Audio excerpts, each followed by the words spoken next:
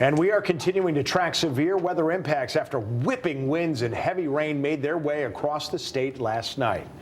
As of about 5 o'clock now, 12,883 Eversource customers in Connecticut still don't have power. Thank you for joining us here for the Fox 61 News at 5. I'm Tim Lambert. And I'm Sarah Sanchez. That number, though, is compared to more than 33,000 households that were in the dark just this morning.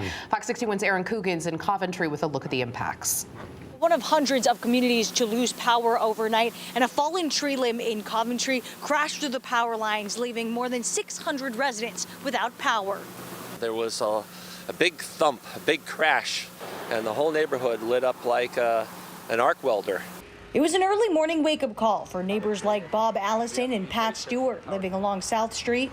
There was an entire fire flame, or actually the sky was glowing yellow. It made an aural sound of like, and my goodness, the flashing and the sparks, it was quite exciting.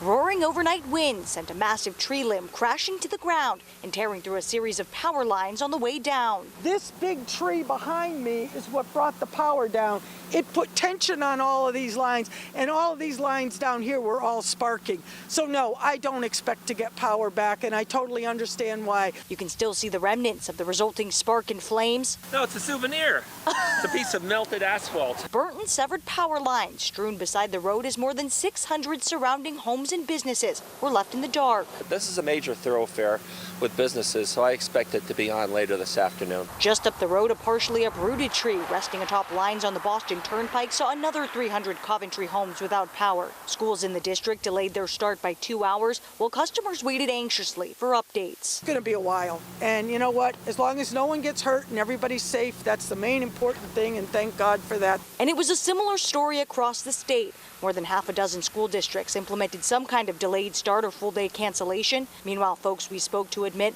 while an inconvenience, widespread power outages remain unsurprising considering the inclement weather and nature of the region.